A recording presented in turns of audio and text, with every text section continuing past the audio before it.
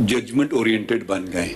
मैंने जो हल्फ उठाया है ना, मैंने ये हल्फ नहीं उठाया है, सुन तो लीजिए ना प्लीज, कि मैं judgements of the supreme court का पाबंद हूं। आप इससे मुखातिब हो जाए ना, I'm with you. कि मैं judgements of the supreme court के ताबे हूं। मैंने हल्फ उठाया, मैं आइन और कानून के ताबे हूं। प्लीज, मैं अपने हल्फ की वायलेशन नहीं करूंगा कि जी जजमेंट को, आइन को तो छोड़ दीजिए, आइन तो हम पढ़ेंगे नहीं, जजमेंट पढ़ेंगे बैठकर। मैं तो आप जरा सुन लीजिए ना, इस मुल्क में कई बार मार्शल लॉ भी लगे हैं, मैं उन जजमेंट के ताबे नहीं हूं। आप सुन लीजिए वजाहत से, हो सकता है कोई और हो, मैं नहीं हूं, ठीक है। आप 100 जजमेंट मुझे प्लेस करें, मैं एक भी नहीं पढ़ूंगा। मैं कहूंगा आइन पढ़िए, अगर आइन के इन अकॉर्डेंस विथ है, यहाँ तो ये चीजें ना करें। Remember the history of Pakistan. हम लोग बैठ के लंबे लंबे आर्ग्यूमेंट्स कर रहे हैं, 57,000 केसेस एक्यूमुलेट हो गए हैं। तो अगर एक बेहतरी पार्लियामेंट समझती है, एक बेहतरी लाई है, आप फोकस ही नहीं कर रहे हैं इन्फोर्समेंट ऑफ फंडामेंटल राइट पे। वो ख्वाजा साहब चले गए, उन्होंने एक फंडामेंटल राइट का तस्करा नहीं किया। आपसे हम पूछ रहे हैं कि 184(3) पे आ जाइए, फिर 191 पे आ जाइए, फिर आर्ग्यूमेंट्स करिए। बहुत बुरा कानून है, मगर उसके दायरे में लाइए। May I proceed? जी please. Article 4. I read, my lord. फरमाइए। Is to enjoy the protection of law and to be treated in accordance with law is the inalienable right of every citizen, wherever he may be, and of every other person of the time being within Pakistan.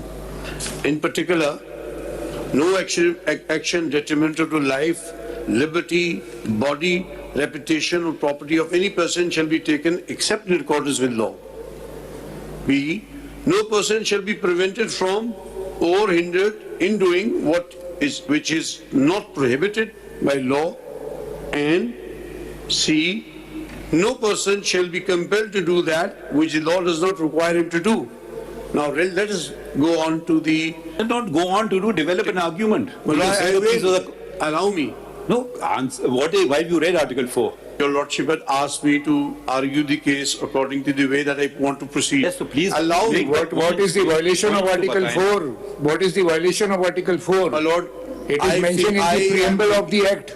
I am making a submission to your Lordship. क्या साहब जरा please एक चीज clear कर दें। आप मानते हैं कि ये बेहतरीन कानून है, यही होना चाहिए, लेकिन आप कहते हैं कि पार्लियामेंट का इख्तियार नहीं था। बिल्कुल 191 में यही प्रोपोजिशन। अब इसको जिस तरह माय लॉर्ड कह रहे हैं एक्सप्लेन कर दें।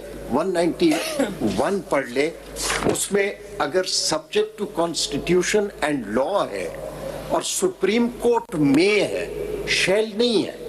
It is not the right of the supreme court. अब इतना बता दें कि जो सब्जेक्ट टू लॉ है, क्या वो रूल्स, उनका स्टेटस उस पार्लियामेंट रिप्रेजेंटेटिव बॉडी से हायर है या लोअर है? That's the only. Thank you my lord, I am indebted to my Lord.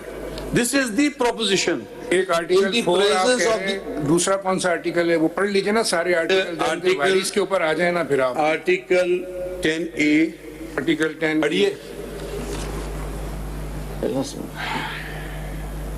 Article 10, sorry my Lord, 9। ऐसे नहीं, नंबर्स ना दें, बताएं ना। No person shall be deprived of life or liberty save in accordance with law. आपकी कौन सी life liberty ले ली इस लॉ ने? सर, हमारे चीफ जस्टिस की पावर्स क्लिप कर रहे हैं। वो मैं जानूं और यही आपका क्या ताल्लुक है? No, sir, that is my perception. If your lordship may be inclined to do it, I am going to persuade your lordship this is not a constitutional. तो बहुत ही नॉवल आपने आर्गुमेंट वैसे है। बड़ा जबरदस्त बहस की कि हमारे चीफ जस्टिस की पावर ले रहे हैं तो इंडिपेंडेंस ऑफ जुडिशरी और आर्टिकल 9 इफेक्ट हो गया है। Yes, the deviation is that a procedure other than the rules of the वैसे मैं वजाहत करना चाहता हूँ, मैंने आपको अपना वकील नहीं किया था।